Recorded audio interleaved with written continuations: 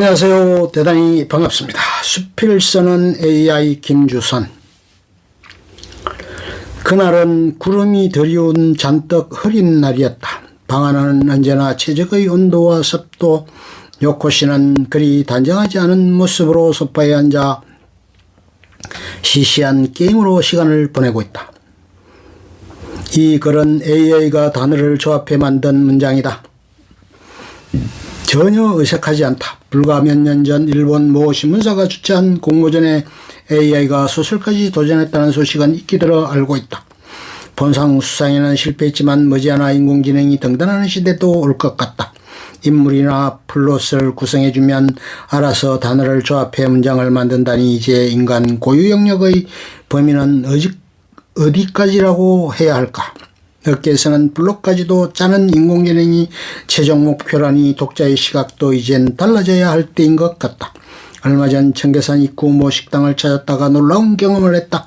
서빙 로봇이 등장해 테이블로 음식을 나르고 맛있게 드시라는 인사말까지 상냥하게 했다. 이미 코로나 이전에 강남권을 중심으로 선을 보였다고는 하나 일반 음식점까지 도입될 줄은 몰랐다. 오래전 로봇 청소기가 우리 집 거실 구석구석을 돌아다닐 때 예견했지만 이렇게 빨리 도래할 줄은 몰랐다. 최첨단 소프트웨어 기술을 탑재한 인공지능 로봇이 좁은 통로를 자율주행하며 음료수 한 방울, 음식 한 점 흘리지 않고 주문한 손님의 테이블로 찾아왔다.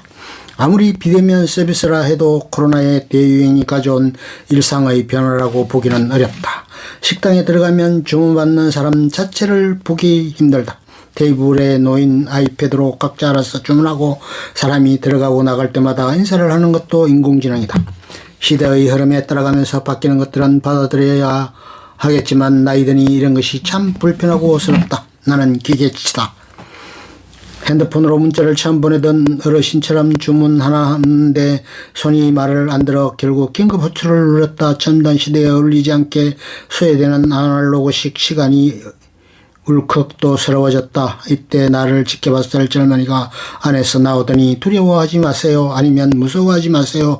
라는 무언의 눈빛을 주더니 노련한 손가락으로 주문을 도와주었다. 아무리 기계가 인간의 노동력을 대체하는 시대라지만 인간의 가치 판단이나 창의력은 기계가 할 수 없다고 믿었는데 이마저 가능하게 된 시대가 된 모양이다.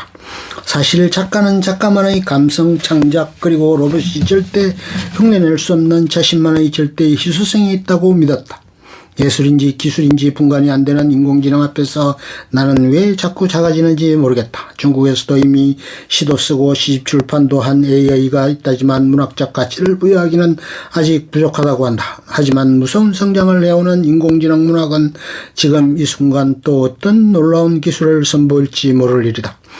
최근 한국의 모 대학에서도 AI 소설 공모전이나 백일장을 열었다. 문학 전공자의 참여가 아닌 자연과학 전공자의 백일장이라는 것이 특이한 점이다. 인간이 먼저 제시어를 던져주면 인공지능이 문장을 연결해가는 시기란다. 가령 가을이 오면 이라고 입력하면 바람이 잎사귀에 정갈하게 흔들린다. 달과 별을 만나는 이 소리는 날이 갈수록 그리움으로 몸집을 불린다라고 감성 충만한 문장을 만들어낸다는 것이다. AI 백일장에 참가한 대학생이 낸 수필은 거의 수준급이었다. 어색한 문장을 발견하지 못했다. 데이터를 많이 축적하고 자기 학습을 많이 한 AI일수록 완벽한 문장을 만든다고 하니 아직은 인간과 인공지능의 합작이라고 보는 게 맞다. 몇 해 전만 해도 신화 소설은 인공지능이 시도했지만 수필은 시도하지 못한 장르라고 해 안도했건만 이제 수필 또한 가능해졌다고 한다. 자신만의 경험과 체험으로 쓰는 수필인데 어찌 대체가 가능하단 말일까. 한 사람의 생애, 정보, 살아온 추억, 기억을 저장하면 가능한 것이라니 이 또한 놀랍다. 이세돌과 알파고의 첫 대결은 시험 무대였지만 이제 이세돌은 절대 알파고를 이길 수 없다. 전 세계가 코로나와 전쟁을 치르는 동안 인공지능은 이제 모든 영역을 장악했다.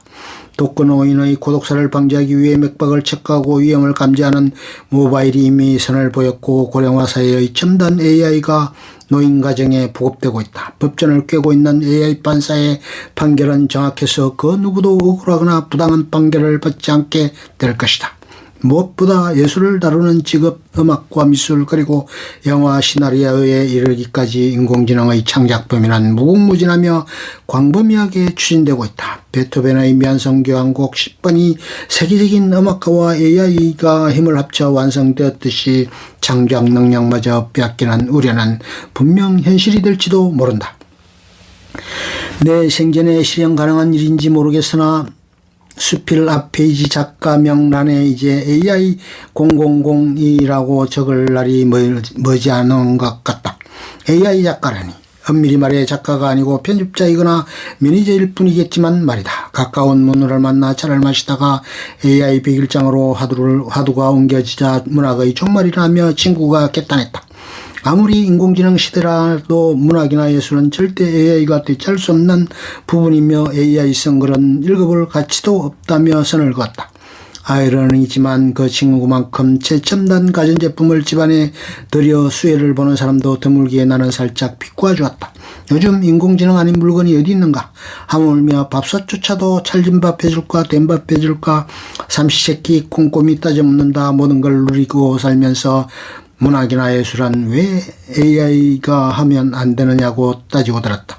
문학을 하는 사람으로서 그녀의 말도 일리는 있지만 얼마나 못쓰는가. 요즘 뜨고 있는 모 보험사의 광고 모델 로지가 AI 인플루언서라는 것을 안 많은 팬이 신선한 충격을 받았다. 말해주지 않았으면 아무도 몰랐을 일이다. 로지는 SNS를 통해 수만 명의 팔로워와 소통하며 일상을 공유하는 가상인물이다. 팔로워 사이에서 그녀의 영향력은 매우 크므로 화보 같은 그녀의 일상과 패션을 광고계는 주목한다. 앞으로 어떤 AI 인플루언서가 우리를 놀라게 할지는 아무도 모른다. 문학을 통찰한 AI 작가라고 예가 없을 터.